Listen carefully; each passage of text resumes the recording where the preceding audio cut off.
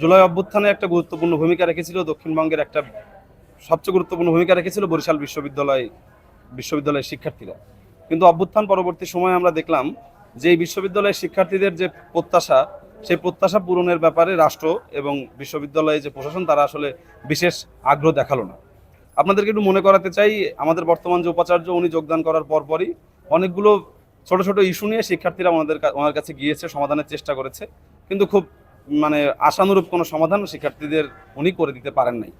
অবশেষে আপনারা জানেন যে 22 দফা দাবিতে শিক্ষার্থীরা যখন ভিসির পদত্যাগের দাবিতে আন্দোলন শুরু করে, সেই আন্দোলনের প্রেক্ষিতে উনি বলেছিলেন যে 1 মাস সময় দিলে উনি শিক্ষার্থীদের সমস্ত দাবি নেবেন। কিন্তু আমরা দেখলাম যে এরপরে প্রায় অর্ধ বছর পার হয়ে গেল, উনি দাবি তো মেনে নিলেনই না, এবং এই দাবির প্রেক্ষিতে কতটুকু কি করলেন না করলেন শিক্ষার্থীদের সঙ্গে আলাপ আলোচনা করার প্রয়োজনও উনি বোধ করেন নাই। কিন্তু এই মিটিংয়ে কথা ছিল যদি 22 দফা পূরণ করতে উনি ব্যর্থ হন, তাহলে ওনাকে বরিশাল বিশ্ববিদ্যালয়ের উপাচার্য হিসেবে দায়িত্ব পালন করার নৈতিক অধিকার উনি হারাবেন এবং বরিশাল বিশ্ববিদ্যালয়ের উপাচার্যের দায়িত্ব উনি ছেড়ে দিবেন। কিন্তু আমরা দেখলাম যে এই ব্যাপারটা নিয়ে উনি কোনোরকম কোনো আলাপ পরবর্তীতে আর করেন নাই।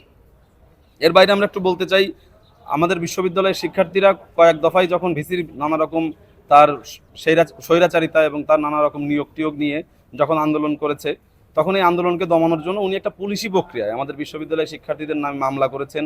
পরবর্তীতে আবার বিশ্ববিদ্যালয়ের শিক্ষার্থীরা যখন আবার কর্মসূচি করতে গেছে উনি আবার জিডি করেছেন। মানে বিশ্ববিদ্যালয় প্রশাসন তার শিক্ষার্থীদের নামে দফায় দফায় পুলিশি প্রক্রিয়ায় যে হয়রানির ব্যবস্থা যেটা করছে, এটা আমরা মনে করি এই কর্মকাণ্ডের মধ্য দিয়ে আমাদের বিশ্ববিদ্যালয়ের উপাচার্য সুচিতা শর্মিন বিশ্ববিদ্যালয়ের উপাচার্য হিসেবে থাকার নৈতিক অধিকার হারিয়েছেন। এবং আমাদের একজন শিক্ষক মহসিন উদ্দিনের বিরুদ্ধে উনি যে প্রচন্ড অপমানজনক একটা চিঠি ইস্যু করে তাকে অব্যাহতি দিলেন, সেই চিঠি ইস্যুর ব্যাপারে উনি দুঃখ প্রকাশ পর্যন্ত করেন না। উনি বলছেন এটা কোর্ট সিদ্ধান্ত নিবে।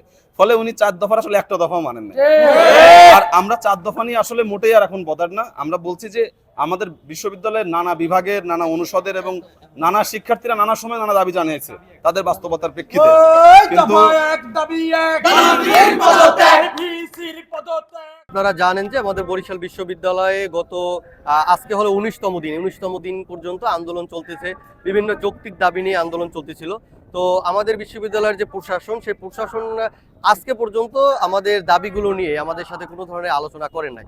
আপনারা যদি পিছনের প্রেক্ষাপটটা একটু চিন্তা করেন যে আমরা এই বিশ্ববিদ্যালয়ে যখন ভিসি নিয়োগ হলো তারপর থেকে বিভিন্ন দাবি নিয়ে তার কাছে গিয়েছি, 22 দফা, তারপরে ধাপে ধাপে বিভিন্ন দাবি নিয়ে তার কাছে গিয়েছি। কিন্তু ফলশ্রুতিতে আমরা দেখতে পাচ্ছি যে তিনি প্রতিটা আন্দোলনের পরেই আন্দোলনকারী যারা স্টুডেন্ট থাকে তাদের বিরুদ্ধে বিভিন্ন ধরনের মামলা বা পুলিশে যে হয়রানিগুলো এগুলো করার ট্রাই করতেছেন। আজকে ঘোষিত আলটিমেটামের নির্দিষ্ট সময়ের মধ্যে ডক্টর সুচিতা শর্মিন তার আমাদের এই 1 দফার প্রতি রেসপন্স দিয়ে তার পদত্যাগ না করেন, তাহলে আমরা আরো কঠোর কর্মসূচি দিতে পারি এবং বিশ্ববিদ্যালয়কে সামগ্রিকভাবে অচল করে দিয়ে আমরা বিশ্ববিদ্যালয়ের শিক্ষার্থীরা বিশ্ববিদ্যালয়ের স্বাধীনতা কায়েমে সোচ্চার হব।